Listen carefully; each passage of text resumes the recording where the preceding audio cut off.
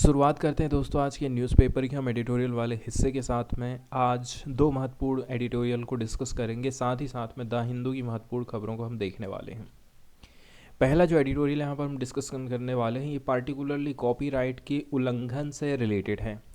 Copyright का उल्लंघन किस प्रकार से आज के समय में हो रहा है, इसके बारे में कुछ नियम कानून के बारे में हमें जानने की ज़रूरत है। तो यहाँ पर हम जो पहला एडिटोरियल डिस्कस करने वाले हैं, यहाँ पर बताया जा रहा है कि आज के समय में न्यू तरीके से नए तरीके से कॉपीराइट का उल्लंघन हो रहा है।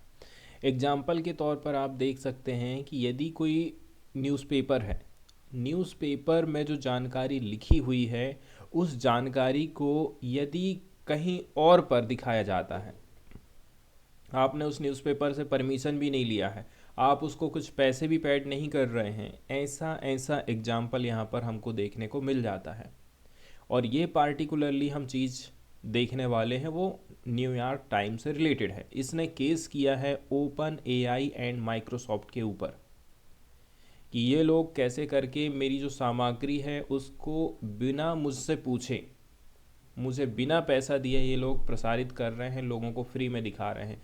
जबकि हमसे यदि कोई चीज़ को देखना है तो हमें वो लोग पैसे देते हैं, लेकिन ये लोग क्या काम कर रहे हैं, फ्री में उन चीज़ों को डिस्ट्रीब्यूट करने का काम कर रहे हैं। तो कॉपीराइट उल्लंघन के लिए न्यूयॉर्क टाइम द्वारा ओपन एआई और माइक्रोसॉफ्ट पर मुकदमा दायर करने से निस्संदेह एक नई कानूनी सीमा खुल गई है। पूरी दुनिया भर में ऐसे एग्जाम्पल अब सेट होंगे जहां पर कंट्रीज़, वहाँ की सरकारें कुछ नए नियम कानून लेकर के आएंगी ताकि इस प्रकार से कॉपीराइट का जो उल्लंघन हो रहा है उसको रोका जा सके। तो इसी के बारे में ये आर्टिकल है। बोला जा रहा है कि न्यूयॉर्क टाइम्स के हिसाब से यदि देखा जाए, इसने आरोप लगाया है कि इसके कंटेंट को यूज़ किया गया है जिसके माध्यम से कंपनियां ट्रेन कर रही हैं लार्ज लैंग्वेज मॉडल को, एलएलएम को। एलएलएम का यूज़ कहाँ किया जाता है, आर्टिफिशियल इंटेलिजेंस में किया जाता है। एग्जाम्पल के तौर पर आजकल बहुत सारी कंपनियां वेबसाइट चैटबॉट का इस्तेमाल कर रहे हैं। चैटबॉट में जाकर के आप बहुत सारे अपने क्वेश्चन पूछ सकते हैं, जैसे कि फ्लिपकार्ट में कभी आप चैटबॉट से बात करते हैं, कभी एसबीआई वाले ऐप में वेबसाइट में चैटबॉट से बात करते हैं। तो उन सब के क्वेश्चन को हासिल करने के लिए आपको किसी कस्टमर केयर की ज़रूरत नहीं पड़ रही है। कंपनियों ने अपना खर्चा बचा लिया है और ये चैटबॉट लेकर के आ गई हैं। तो इस प्रकार के जो चैटबॉट रहते हैं ना, उनमें मतलब आर्टिफिशियल इंटेलिजेंस का यूज़ होता है और वहाँ पर लार्ज लैंग्वेज मॉडल का इस्तेमाल किया जाता है। और यदि ये सक्सेसफुल हो जाता है, इसका मतलब ये है न्यूयॉर्क टाइम को ना बहुत बड़ी राशि मिलने वाली है। किससे? इसको जितना भी नुकसान हुआ है उससे। अब हम बात करते हैं न्यूयॉर्क टाइम का क्या कंसर्न है और काउंटर कैसे करके इसको किया जा सकता है। न्यूयॉर्क टाइम का क्लेम है कि ये सारी जो कंपनियां हैं ये हमारी इंफॉर्मेशन को यूज़ कर रही हैं, ये यूज़ करती हैं इंफॉर्मेशन को from the multiple sources to develop AI product. अलग अलग सोर्स से ये लोग जानकारी उठा रही हैं और उनको पैसे देने का काम नहीं कर रही हैं। इसके बाद ये क्या काम करती हैं, एआई के प्रोडक्ट, आर्टिफिशियल इंटेलिजेंस के प्रोडक्ट तैयार कर रही हैं।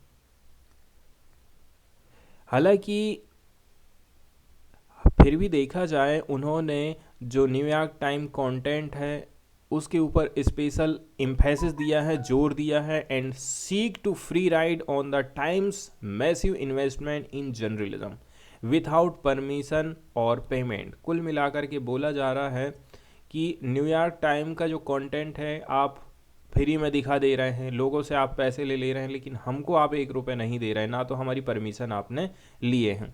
इससे क्या होता है, जो रीडर्स लोग हैं ना, अब उनको न्यूयॉर्क टाइम्स की वेबसाइट जाने की ज़रूरत नहीं पड़ती है। Potentially reducing advertising and subscription revenue. इससे नुकसान क्या होता है, उनकी वेबसाइट में ऐड कम दिखेगा, उनको रेवेन्यू कम प्राप्त होगा। एग्जाम्पल की यदि हम बात करें, बहुत सारे जो चैट जीपीटी बनाए गए हैं, बिंग चैट, को पायलट की बात करें, इनका जो आउटपुट है आपको मिल रहा है, ये भी प्रोवाइड किया जा रहा है कैसे करके, न्यूयॉर्क टाइम के आर्टिकल को उठा उठा करके यहाँ पर रखा जा रहा है। इसके अलावा भी कुछ कुछ शिकायतें यहाँ पर करी जाती हैं। The Times claimed that although it had contacted these companies, talk to find an amicable resolution had come to standstill. हमने बहुत बार इन लोगों से बात करने की भी कोशिश करी, लेकिन बातचीत अभी तक सफल नहीं हो पाई है। इसके साथ ही साथ में बोला जा रहा है, the complaint also addressed the problem of AI hallucination in which incorrect material is mistakenly credited to the Times. एक चीज़ यहाँ पर दिक्कत वाली बात यह है, यदि कहीं पर कोई भी गलती है, प्रॉब्लम है, तो वो सारा का सारा क्रेडिट किसको दे दिया जाता है? न्यूयॉर्क टाइम को दे दिया जाता है। अपने ऊपर ये लोग जिम्मेदारी नहीं लेते हैं। आगे बोला जाता है कि अब ये लोग ये भी चाहते हैं कि कोई भी जो चैटबॉट मॉडल है and training data utilising Times copyrighted content be destroyed. जितना भी आपने डाटा इस्तेमाल करे हैं ना, उसको आप डिस्ट्रॉय कर दीजिए। इसके साथ ही साथ में न केवल यहाँ पर न्यूयॉर्क टाइम की शिकायत हम देखने वाले हैं, बहुत सारे लोग हैं जो कि शिकायत करते हैं अनपेड वेब कंटेंट को लेकर के। अभी देखा जाए एआई सर्विसेज को लेकर के नियम कानून उतने ज़्यादा बने नहीं हैं, इसीलिए आपको अनपेड वेब कंटेंट स्क्रैपिंग देखने को मिल जाएगा। मतलब अनपेड वेब कंटेंट बहुत ज़्यादा नेट में आज के टाइम में सर्व हो रहा है। बहुत सारे राइटर लोग हैं, जैसे कि जॉर्ज मार्टिन हैं, जोनाथन फ्रेंचन हैं, जॉन ग्रीशम हैं। इन्होंने भी अदालत में मुकदमा दायर किया था किसके ऊपर? कुछ कुछ जो JNAI कंपनीज हैं उनके ऊपर आरोप लगाया गया था कि ये लोग क्या है, बहुत बड़े पैमाने पर सिस्टमेटिक थेफ्ट कर रहे हैं। फिलिप पुलमैन एंड मार्गरेट अटवुड की बात करें तो इन्होंने साइन किया था एक पेपर के ऊपर, ऑन पेपर लेटर, डिमांड किया था कि उनके वर्क का जो यूज़ कर रही हैं AI कंपनियां, उनको पैसा मिलना चाहिए। एंड बोला जा रहा है कि code misuse in Copilot training, some IT professional have sued OpenAI, Microsoft and GitHub. Stability AI, Midjourney and DeviantArt were sued by visual artists for infringement of their copyright. इतनी सारी कंपनियां हैं AI से रिलेटेड कामकाज ये कर रही हैं अपने काम को आसान बनाने के लिए, यूज़र से ज़्यादा जुड़ने के लिए। इन सब ने कहीं ना कहीं कॉपीराइट का उल्लंघन किया है, ऐसा यहाँ पर बोला जाता है।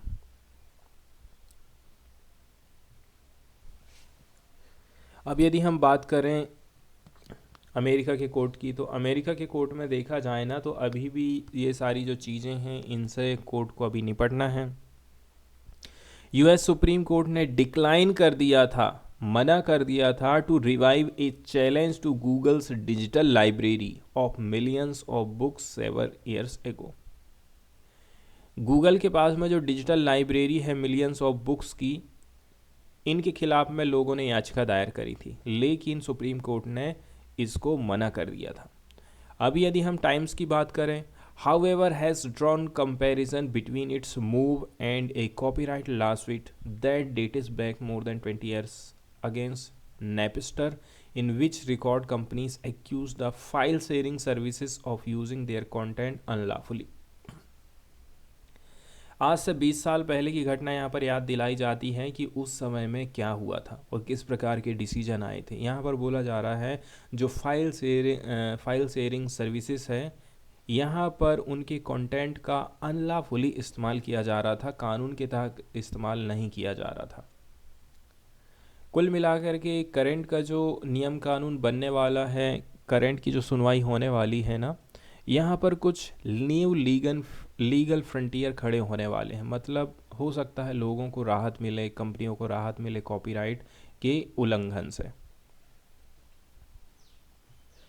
अब इस लड़ाई का क्या क्या असर हो सकता है, इसके बारे में हम चर्चा करें तो इस प्रकार से ये जो एपिक बैटल चल रही है ना, इसका मतलब ये है जो इन्फॉर्मेशन जनरेट की जा रही है एआई के द्वारा, ठीक है, against labour intensive human news gathering.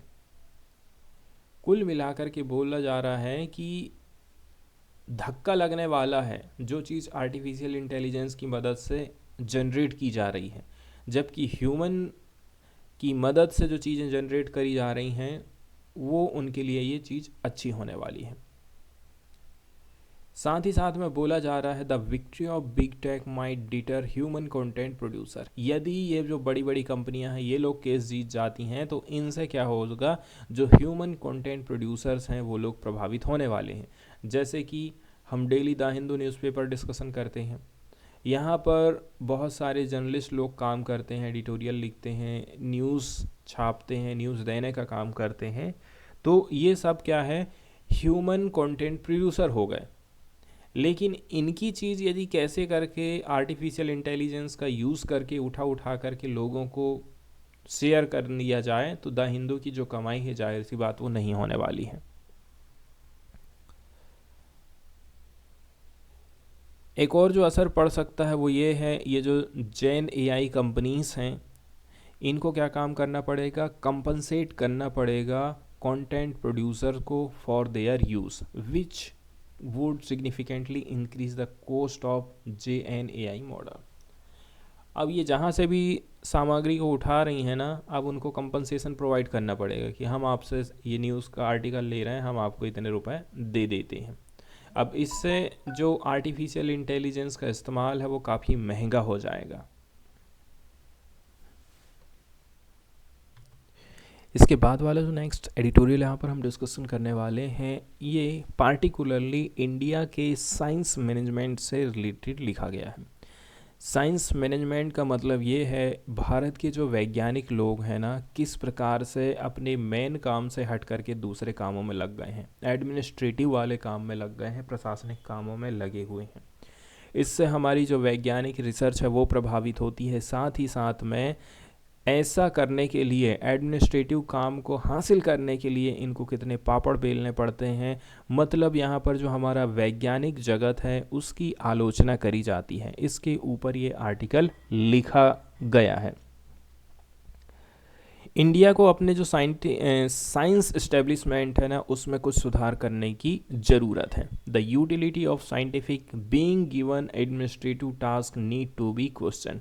इसके अलावा भारत सरकार यदि वैज्ञानिक लोगों को कुछ अलग काम दे दे, एडमिनिस्ट्रेटिव काम देती है, टास्क देती है, तो ये एक क्वेश्चन खड़ा करता है। और हमें अन्य देशों से क्या सीख ले सकते हैं, अमेरिका से हम क्या सीख ले सकते हैं, इसके ऊपर ये आर्टिकल लिखा गया है। भारत अपनी इकोनॉमी को तेज़ी के साथ में बढ़ाते जा रहा है और इसकी इकोनॉमी को बढ़ाने के लिए वैज्ञानिकता की ज़रूरत है। वैज्ञानिक हमारे ज़रूरी हैं। तो इकोनॉमिक प्रोग्रेस हमें करना है लेकिन साइंटिफिक अप्रोच उसमें होना चाहिए। गवर्नमेंट यह काम करना चाहती है, इंडिया के साइंस एस्टेब्लिशमेंट को ओवरहाल करना चाहती है। जैसे कि सेटअप किया जाएगा एक नया National Research Foundation and restructure किया जाएगा Defence Research and Development Organisation को। यदि हम जो है करंट एडमिनिस्ट्रेटिव एबिलिटी का असेसमेंट करें, अनुमान लगाएं, यदि हम उसके बारे में थोड़ी सी जानकारी उठा करके देखें, to simultaneously use Indian science efficiency and resilience is necessary. इन सारी चीज़ों के लिए भारत के जो वैज्ञानिक लोग हैं उनकी जो एफिशिएंसी है एंड रेजिलेंस है वो काफ़ी ज़रूरी हो जाती है। अगला जो उल्लेख यहाँ पर किया जाता है कि सरकार साइंस के ऊपर में बहुत कम खर्चा करती है। अन्य देशों की तुलना यदि हमें करें तो उस हिसाब से हमें खर्चा करने की ज़रूरत है। ओवरऑल हम बहुत कम एक्सपेंडिचर कर रहे हैं रिसर्च एंड डेवलपमेंट के कामों में, लगभग 0.7% GDP का हम खर्चा कर रहे हैं। वहीं यदि हम यूनाइटेड स्टेट की बात करें तो 3.5% है, चाइना की बात करें तो 2.5% है। Is but one aspect constraining its scientific outcome, और इसका सीधा सीधा जो असर है साइंटिफिक आउटकम के ऊपर हमको दिखाई देता है। जैसे कि भारत बड़े बड़े हम संस्थानों की बात कर रहे हैं, वैज्ञानिक संस्थानों की बात कर रहे हैं। 2022 में इंडियन स्पेस रिसर्च ऑर्गेनाइजेशन की जो पोजीशन रही थी वो 8वें नंबर में रही थी लॉन्च के हिसाब से, कि वो हर साल कितनी लॉन्चिंग करता है वैज्ञानिक खोज के लिए। फॉरेन स्टार्टअप जो कि नए नए अभी पैदा हो रहे हैं, हमसे कहीं आके निकल जा रहे हैं की टेक्नोलॉजी में, जैसे कि रीयूजेबल रॉकेट, वो लोग रीयूजेबल रॉकेट का इस्तेमाल कर ले रहे हैं और हम अभी तक इनसे भी पीछे हैं। सेकेंड नंबर का जो अंतर हम देख रहे हैं वो न्यूक्लियर टेक्नोलॉजी में है, न्यूक्लियर एनर्जी में है। ठीक है, तो न्यूक्लियर एनर्जी के मामले में भी आप देखेंगे हम इस मामले में भी पिछड़ गए हैं। हम लेट कमर्स रहे थे इस मामले में। To small modular reactors thorium ambitions remain unrealised. भले ही आप लेट आए हैं, इसके बावजूद भी देखा जाए थोरियम की जो हमारे उद्देश्य थे कि हम भाई इतना थोरियम पैदा करेंगे, ये चीज़ बनाएंगे, वो सारी चीज़ें अभी तक संभव नहीं हो पाई हैं। इसके बाद हम लोग क्रिटिकल साइंस एंड टेक्नोलॉजी में कितना आगे बढ़ पाए हैं। अब क्रिटिकल साइंस के अंतर्गत कुछ कुछ चीज़ें आ जाती हैं, जैसे कि जीनोमिक्स है, रोबोटिक्स, आर्टिफिशियल इंटेलिजेंस है। इन सारी चीज़ों में भी सिचुएशन घंटी बजाने वाली है, अलार्मिंग है। कुल मिलाकर के देखा जाए, डायरेक्शन की बात करें, ऑर्गेनाइजेशन ऑफ साइंस की बात करें, अभी भी ये इनकंसिस्टेंट माना जा रहा है। इसके साथ ही साथ में ये भी आलोचना करी जाती है कि हमारा जो वैज्ञानिक लोगों का सेक्टर है, साइंटिस्ट लोगों का जो सेक्टर है, साइंस वाला जो सेक्टर है, ज़्यादातर इसके ऊपर सरकार का कंट्रोल है। प्राइवेट सेक्टर इस मामले में आगे नहीं बढ़ पाया है। बहुत सारी चीज़ें यहाँ पर हम देखने को मिल जाती हैं, जैसे कि जेनेरिक इरिटेंट हमको देखने को मिल रहा है associated the governmental bureaucracy such as tardiness in approving crucial time dependent funding. बोला जा रहा है कि हमारे देश के जो प्रोजेक्ट हैं, साइंटिफिक प्रोजेक्ट है ना, वो एकदम थका देने वाला काम करते हैं। टाइम में पेमेंट नहीं करी जाती है सरकार के द्वारा। इसके अलावा हमारे यहाँ का जो साइंटिफिक वाला सिस्टम है, एडमिनिस्ट्रेशन है, यहाँ पर जो डिसीजन मेकिंग है ये भी प्रॉब्लमेटिक मानी जाती है। इक्विटेबल डिसीजन मेकिंग की बात करें अलग अलग फंडिंग लेवल पर, तो यहाँ पर भी बहुत सारी प्रॉब्लम आ जाती हैं। साथ ही साथ में यहाँ पर बोला जाता है कि what is absent is the inability to commit to long term steady funding of critical project when faced with inevitable occasional failures.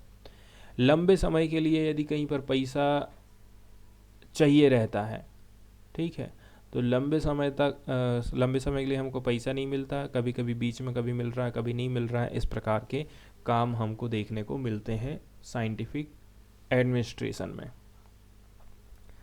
तो कुल मिलाकर के यहाँ पर आप देखेंगे जो वैज्ञानिक समुदाय है, सब ने एक सी ही डिग्री हासिल करी है, लेकिन उसमें से किसी को आपने एडमिनिस्ट्रेशन में लगा दिया और किसी को आपने रिसर्च में लगा दिया है। मतलब योग्यता एक ही है, लेकिन आपने काम अलग अलग सौंप दिए हैं। तो ऐसे में जो एडमिनिस्ट्रेशन है वो अच्छी तरह से काम नहीं कर सकता है। इसलिए बोला जाता है कि जो एडमिनिस्ट्रेशन वाला हिस्सा है ना, उसको बिल्कुल वैज्ञानिक रिसर्च से अलग ही रखना चाहिए, ऐसा राइटर लोगों का कहना है। यहाँ पर हमें जो मुख्य मुख्य कमियाँ दिखाई देती हैं वो है centrality of its senior scientist. यहाँ के जो सीनियर साइंटिस्ट लोग हैं, इनमें ही केंद्रित हो गया है हमारा वैज्ञानिक सेक्टर। ये चीज़ हक्का बक्का कर देती है। आप ये देखेंगे कि बहुत सारे जो साइंटिस्ट लोग हैं हमारे यहाँ के, वो पूरा देश भ्रमण कर रहे हैं। इन्होंने पूरी अपनी उम्र निकाल दी है माइक्रो मैनेजिंग में देयर इंस्टीट्यूशंस अकाउंट। कुल मिलाकर के अकाउंट की देखरेख के लिए ही इन्होंने अपनी पूरी ज़िंदगी निकाल दी है। कुछ कुछ लोग ऐसे हैं जो कि अपने से जो नीचे वाले लोग हैं उनके ऊपर आरोप प्रत्यारोप लगाते रहते हैं, चार्ज लगाते रहते हैं और कोर्ट का चक्कर काटते रहते हैं। बहुत सारे लोग ऐसे हैं जो कि कंट्री में देश भर में घूम रहे हैं, to sit in a variety of institutional committees, ताकि वो इंस्टीट्यूशनल कमिटी में अच्छा पद पा सकें, जैसे Indian Institute of Technology, Indian Institute of Science Education and Research, Council for Scientific and Industrial Research, Defence Research and Development Organisation and universities. बहुत सारे लोगों की ये इच्छा रहती है कि हम डायरेक्टर बन जाएं, वाइस चांसलर बन जाएं, सेक्रेटरीज बन जाएं गवर्नमेंट ऑफ इंडिया के। कुल मिलाकर के आप सरकार के फिर करीब चले जाते हैं, आपने इतनी जो पढ़ाई करी है, वैज्ञानिक बने हैं, मेहनत किए हैं, इसका कोई मतलब नहीं रह जाता। अब हम बात करते हैं कि हम क्या उम्मीद लगा सकते हैं, क्या क्या और सुधार करने की कोशिश कर सकते हैं। पहले नंबर की बात तो ये है, आपको ये समझना है कि जो एडमिनिस्ट्रेशन वाला डिपार्टमेंट होता है ना, वो काफ़ी कॉम्प्लेक्स माना जाता है।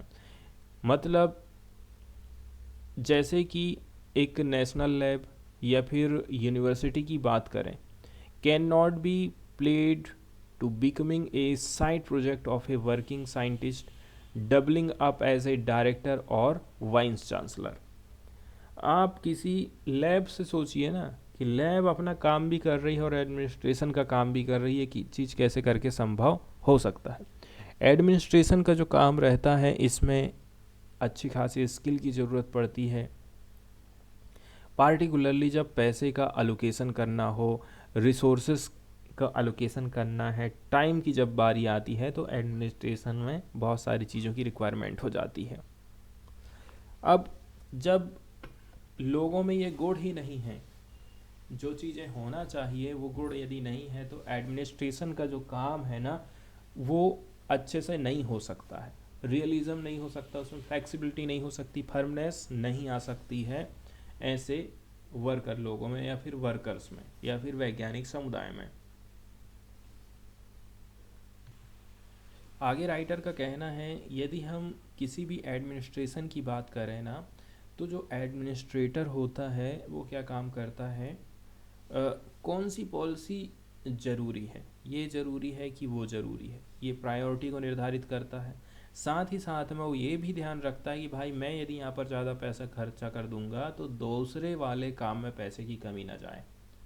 ठीक है, तो यहाँ पर लेकिन आप इंडिविजुअल एट्रीब्यूशन को देखेंगे कि आप अपने ही बारे में यदि सोचने लग जाएं, तो फिर काम नहीं चल सकता है, आपका ऑर्गेनाइजेशन कैसे करेगा काम। अगला जो कमी हमको यहाँ पर दिखाई देती है वो है लैक ऑफ कम्प्रहेंसिव ट्रेनिंग। यहाँ के जो लोग हैं, यहाँ के जो वैज्ञानिक समुदाय है, चाहे वो एडमिनिस्ट्रेशन में काम करने वाले वैज्ञानिक लोग हों, उनको कम्प्रहेंसिव ट्रेनिंग देना बहुत ज़्यादा ज़रूरी है। अब एग्जाम्पल के तौर पर यदि उन लोगों को आप ट्रेनिंग नहीं देते हैं, तो जो टाइम ख़राब होगा, ठीक है, प्रोजेक्ट जो ख़राब हो जाएंगे, मनी जो ख़राब होगा, वेस्ट जाएगा, उसका जिम्मेदार कौन है। थर्ड नंबर पर जो बात करी जाती है वो है conflict of interest in the present dispensations is huge. इसके बाद आज के टाइम के जो वैज्ञानिक लोग हैं और पुराने टाइम के जो वैज्ञानिक लोग हैं ना, उनके बीच में काफ़ी ज़्यादा कन्फ्लिक्ट हमको देखने को मिल जाता है। आज के टाइम में भी जो वैज्ञानिक समुदाय है हमारा, ठीक है, हमारी जो भारतीय विज्ञान संस्कृति है, वो भी लालच और घटिया गुणवत्ता नियंत्रण के दलदल में फंस गई है। इसीलिए तो हम बोलते हैं कि यहाँ की चीज़ वहाँ उठा करके भेज दिए, वहाँ से पैसा ले लिए, यहाँ की रिसर्च वहाँ फैला दिए, इस प्रकार से जैसे कि कहीं कहीं पत्रिकाओं में अपने लेख को छाप दिए।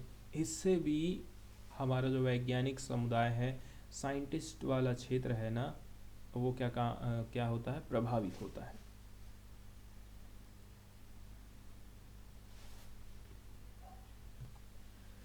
आगे जो हमको कमी दिखाई देती है साइंटिफिक सेक्टर में, वो है क्रिटिकल इक्विपमेंट में मोनोपोली हो जाना। पार्टिकुलरली एक ही संस्था को आप ये पावर दे देते हैं कि क्रिटिकल इक्विपमेंट का जो अधिकार है वो आपके ही पास रहने वाला है।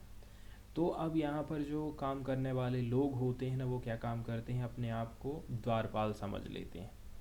और जाहिर सी बात है, आपको यदि यहाँ पर एंटर करना है तो सबसे पहले द्वारपाल से मिलना पड़ेगा, उनकी उनकी खुश मिजाजी आपको करना पड़ेगा, उनको खुश करना पड़ेगा, तब जा कर के यहाँ पर आप एंटर कर सकते हैं। 1960 के दशक में इंडियन इंस्टीट्यूट ऑफ टेक्नोलॉजी खोले गए थे। तो जब हम भारत आज़ाद हुआ था ना, तो गरीबी के चलते चलते कंट्री ने कंसंट्रेट कर दिया था हाई एंड इक्विपमेंट को इन ए हैंडफुल ऑफ इंस्टीट्यूशंस। जो हाई एंड इक्विपमेंट हुआ करते थे वो किन के सुपुर्द कर दिए गए, इंडियन इंस्टीट्यूट ऑफ टेक्नोलॉजी के सुपुर्द कर दिए गए थे। फिर वही बात बताई जाती है, यहाँ पर जो हाईएस्ट पोस्ट में बैठे हुए लोग रहते हैं ना, कुल मिलाकर के अपनी पावर का मिसयूज़ करते हैं। कुल मिलाकर के यहाँ पर भ्रष्टाचार जैसी वाली बात कही जाती है कि जितने भी जो ऑल यंग साइंटिस्ट हैं उन्हें कुछ ना कुछ नजराना देना पड़ता है दरबारियों को, मतलब जो बड़ी पोस्ट में बैठे हुए हैं, तब जाकर के आप वहाँ तक पहुँच सकते हैं। अब वहीं यदि हम अमेरिका के सिस्टम की बात करें, यूएस में labs being embedded in the university ecosystem. University के इकोसिस्टम में आपको लैब देखने को मिल जाएंगी। इनको कौन चला रहा है, साइंटिस्ट लोग चला रहे हैं। ये ही सिलेक्ट करने का काम करते हैं साइंटिस्ट लोगों को, ताकि एक एडमिनिस्ट्रेटिव रोल प्ले किया जा सके उनके कैरियर में। इस प्रकार से जो सिलेक्टेड साइंस एडमिनिस्ट्रेशन होते हैं, by and large only carry out administrative task there on and are groomed for the task with very few of them going back to active science.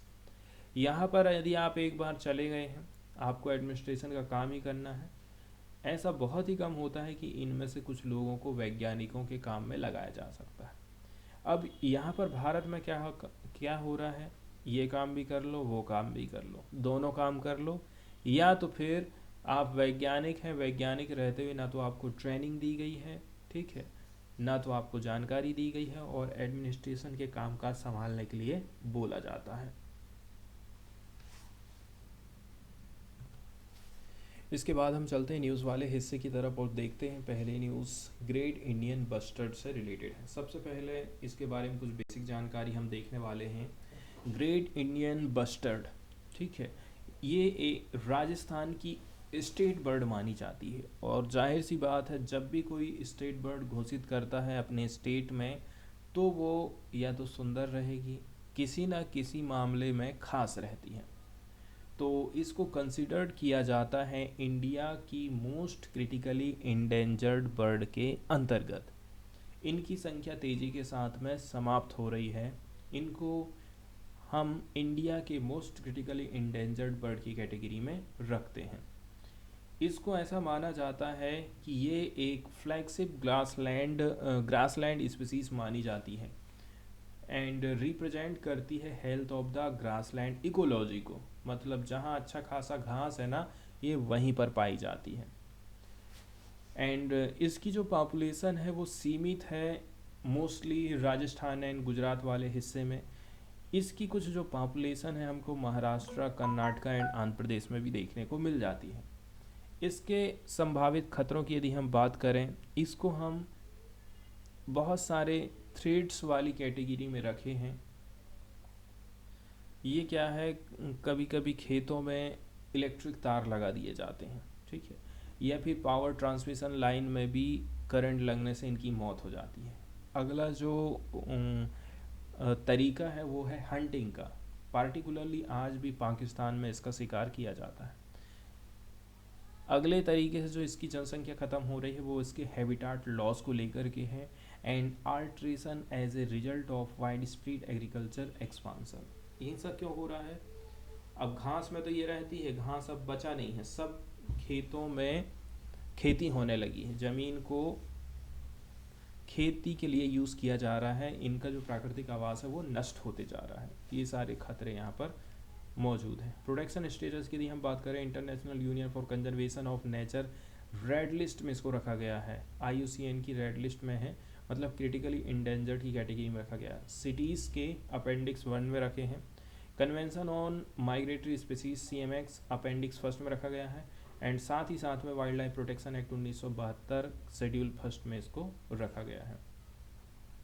कौन कौन से मेजर्स अपनाए गए हैं ताकि जीआईबी को हम कंजर्व कर सकें, जैसे कि integrated involvement of wild life habitat चलाया गया है ministry of environment forest and climate change के अंतर्गत। सेकेंड नंबर का जो प्रोग्राम चलाया गया है वो है national bustard recovery plan. It is currently being implemented by the conservation agencies, ये काम कंजर्वेशन की एजेंसीज कर रही हैं।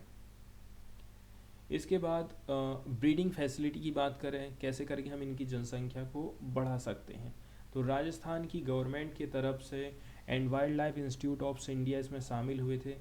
ठीक है, इन्होंने इस्टेब्लिश किया है एक कंजर्वेशन ब्रीडिंग फैसिलिटी, कहाँ पर, डेजर्ट नेशनल पार्क जैसलमेर में जून 2019 में। इसके माध्यम से इनकी जो कैप्टिव पॉपुलेशन है ना उसको बढ़ावा देना है कि ग्रेट इंडियन बस्टर्ड की जनसंख्या को हम कैसे करके बढ़ा सकते हैं। इसके बाद इनके जो बच्चे रहते हैं उनको जंगल में छोड़ दिया जाता ताकि पॉपुलेशन इनकी बढ़ती रहे। इसके बाद अगला जो प्रोग्राम चलाया गया था वो था ग्रेट इंडियन बस्टर्ड। इसको लॉन्च किया गया था राजस्थान की गवर्नमेंट के द्वारा ताकि इनके लिए ब्रीडिंग फैसिलिटीज़ प्रोवाइड करी जा सके, constructing breeding enclosure for the species and developing infrastructure to reduce human pressure on its habitat. इनके लिए बाड़ जैसी बनाई गई है ताकि ह्यूमन का इंटरफेरेंस ना हो और ये आसानी से अपने बच्चों को जन्म दे सके। इसके बाद वाली जो न्यूज़ डिस्कस करने वाले हैं ये प्रधानमंत्री राष्ट्रीय बाल पुरस्कार से रिलेटेड है। थोड़ा सा इसके बारे में बेसिक जानकारी देख लेते हैं। ये जो पुरस्कार होते हैं 2 कैटेगरी में दिए जाते हैं, बाल शक्ति पुरस्कार और सेकंड वाली जो कैटेगरी है वो है बाल कल्याण पुरस्कार। बाल शक्ति पुरस्कार की यदि हम बात करें, बाल शक्ति पुरस्कार के अंतर्गत गवर्नमेंट ऑफ इंडिया हर साल इनको प्रोवाइड करती है यदि आप कहीं पर कोई एक्सेप्शनल अचीवमेंट हासिल करते हैं, पार्टिकुलरली जो हमारे छोटे छोटे बच्चे लोग हैं, जैसे कि इनोवेशन है, स्कॉलेस्टिक अचीवमेंट है, सोशल सर्विसेज के मामले में, art and culture, sport and bravery के मामले में काम अच्छा करते हैं तो आपको बाल शक्ति पुरस्कार मिलता है। एलिजिबिलिटी की बात करें तो ये जो बच्चा है वो इंडियन सिटीजन होना चाहिए एंड वो इंडिया में रह रहा है, इसकी उम्र 5 से 18 साल तक होना चाहिए। अवार्ड की बात करें तो इसके अंतर्गत आपको एक मेडल दिया जाता है, साथ ही साथ में 1 लाख रुपया का cash prize and block voucher मिलता है 10,000 रुपये का, एक सर्टिफिकेट मिलेगा एंड आपको सिटीटेशन भी प्रोवाइड किया जाता है। वहीं यदि हम बात करें इसके बैकग्राउंड की, ठीक है, प्रशस्ति पत्र आपको दिया जाता है। बैकग्राउंड की बात करें तो इसकी स्थापना 1996 में की गई थी as the National Child Award for Exceptional Achievement. बाद में 2018 में इनको रिनेम कर दिया जाता है, बाल शक्ति पुरस्कार रखा गया। अगली जो कैटेगरी है वो बाल कल्याण पुरस्कार की, तो किसी इंडिविजुअल को या फिर किसी इंस्टीट्यूशन को भी ये अवार्ड दिया जाता है जिसने काफ़ी आउटस्टैंडिंग कंट्रीब्यूशन दिया है towards services for children in the field of child development, child protection and child welfare. बच्चों के विकास के लिए आपने कोई अच्छा काम किए हैं, बच्चों को बचाने का काम किए हैं, कहीं पर किसी बच्चे को बेचा जा रहा था, उससे बंधुआ मजदूरी कराई जा रही थी, चाइल्ड लेबर कराया जा रहा था, उसको यदि आपने रोका है, ठीक है, चाइल्ड वेलफेयर के यदि आपने काम किया है तो आपको ये पुरस्कार मिल जाएगा। इसमें योग्यता की बात करें, यदि किसी इंडिविजुअल को दे रहे हैं तो वो इंडियन सिटीजन होना चाहिए, भारत में रहता हो एंड उसकी जो उम्र है वो 18 साल वो प्राप्त कर ली है या फिर उससे उसने ज़्यादा प्राप्त कर लिया है। एंड बोला जा रहा है she should have worked for the cause of children not less than 7 years।